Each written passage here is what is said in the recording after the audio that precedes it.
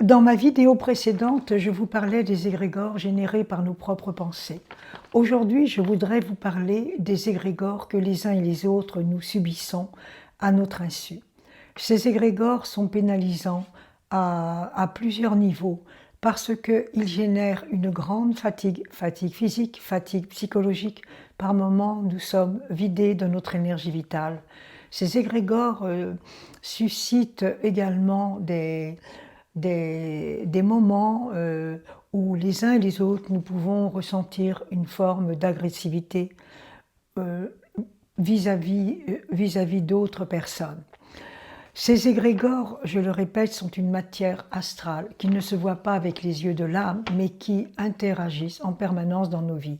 Pour quelles raisons? Parce que à cause des nombreux films, des nombreuses vidéos, des nombreuses, je dirais, moyens malsains qui ont détourné l'homme, qui ont amené l'homme à vivre beaucoup plus dans la bestialité. À travers ces nombreux, ces millions et ces millions de personnes, les démons ont pu œuvrer parce qu'il y a une connexion dans les âmes de ces personnes-là. Je vais expliquer. Regardez actuellement, il y a un grand scandale en provenance des États-Unis qui montre à quel point quand des personnes sont connectées aux forces du mal, elles peuvent perdre à un moment donné toute humanité. Il faut savoir que c'est quand ces personnes-là sont connectées dans leur âme, à leur insu ou à leur insu ou de façon consciente aux puissants du mal, aux puissants sataniques, que ces choses-là arrivent.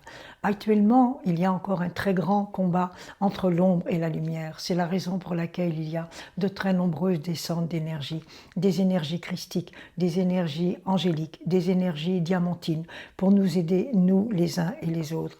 Ces énergies se frayent un chemin entre les égrégores sataniques. Pour illustrer mon propos, je vais vous donner plusieurs exemples. Il y a partout où il y a une concentration de personnes, ça peut être dans les magasins, dans les grandes surfaces, dans les concerts, etc. Il y a des égrégores. Mais comme le niveau humain pour le moment est beaucoup plus tourné vers la matière et une matière qui n'est pas saine, les égrégores sur la Terre sont très très lourds actuellement. Je donne un exemple. Il y a quelques années, je me trouvais en train d'attendre l'ouverture d'un grand magasin. J'étais sur le parking et tout d'un coup, au-dessus de ce magasin, j'ai vu un égrégore qui faisait des mètres et des mètres de diamètre. C'était impressionnant. J'ai demandé à mes guides la raison de cet égrégore et mes guides m'ont expliqué que cet égrégore était généré principalement par la littérature qui se trouvait dans ce grand magasin. Aussitôt, je suis allée voir et j'ai vu qu'effectivement, il y avait notamment le rayon des bandes dessinées.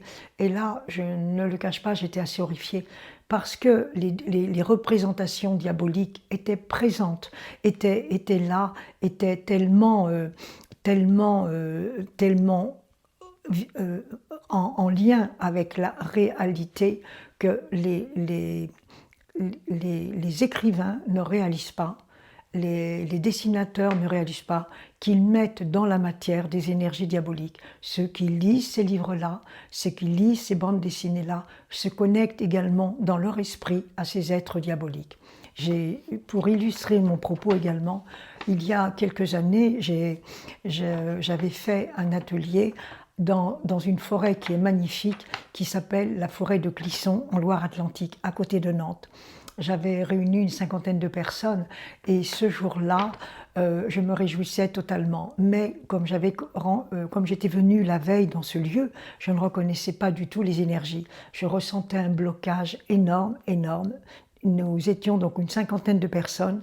À ce moment-là, j'ai demandé aux personnes, nous allons chanter, nous allons prier pour dissoudre cet égrégore que je sentais. Et à un moment donné, une personne présente m'a dit, écoutez, il y a actuellement un festival un festival, c'était effectivement la deuxième année du festival Hellfest. Hell, c'est quand même l'enfer, et c'est un festival de musique métal, et je peux vous dire que les égrégores diaboliques, ils sont très présents, et les personnes qui sont là ne généraient pas la lumière. Elles ne se rendent pas du tout compte de ça. J'ai vu également, il y a quelques années, des égrégores au-dessus des États-Unis. J'ai vu des égrégores noirs, sataniques, au-dessus des États-Unis. Ils étaient au-dessus de l'océan, au-dessus, devant la ville de New York et d'autres villes. Ces égrégores étaient tellement puissants que les égrégores de lumière de la famille de lumière, les égrégores angéliques, ne pouvaient même pas entrer. J'ai vu que ces égrégores-là étaient également à San Francisco. J'ai vu d'autres égrégores en Chine, un égrégore diabolique, parce qu'en Chine, certes, il y a eu de bonnes traditions spirituelles comme dans tous les pays, mais il y a une très grande débauche, il y a une très grande luxure. Un autre égrégore que j'ai vu à plusieurs reprises, c'est un égrégore qui se trouve sous le rocher de Monaco. Et à plusieurs reprises, j'en ai parlé sur mon site, à plusieurs reprises j'ai vu qu'il y aurait à un moment donné un tsunami, parce que cet égrégore diabolique, à un moment donné, va générer une telle puissance que une partie du rocher de Monaco se retrouvera sous les flots. Ce que je veux dire par là, c'est que ces égrégores, ils sont une réalité énergétique. Ils ont pour but également de contribuer à détruire la planète. Dieu, les anges, les saints et tous les artisans de lumière ici, nous œuvrons pour contrer ces égrégores diaboliques. Mais rappelez-vous, chaque personne a son libre arbitre, et les personnes qui utilisent les forces du mal de façon consciente ou inconsciente pénalisent grandement la Terre avant de se pénaliser elle-même.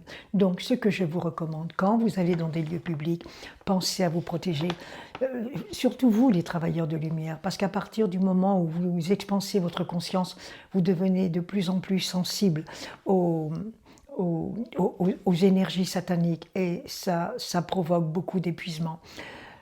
Il y a une phrase que j'aime bien dire et que vous pouvez dire, mais chacun trouvez vos phrases de protection. Des fois, quand je vais dans certains lieux, je dis à Dieu, je me rappelle la parole que Dieu prononça à Moïse, « Mon ange marchera devant toi ».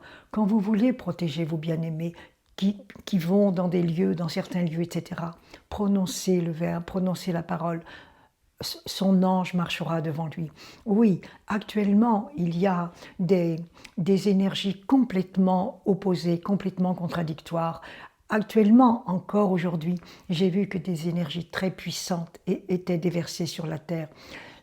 La famille de lumière s'active énormément, Dieu s'active énormément, mais Dieu nous a laissé une chose qu'il ne nous retirera jamais, c'est notre libre arbitre. C'est la raison pour laquelle beaucoup continuent de faire le mal, jusqu'au moment où Dieu, eu égard au fameux décret divin dont j'ai fait état dans ma vidéo du 24 décembre, Dieu va à un moment donné donner un coup d'arrêt aux forces du mal, mais pour le moment nous n'y sommes pas encore. C'est la raison pour laquelle continuons, nous, travailleurs de lumière, de nous emplir de lumière.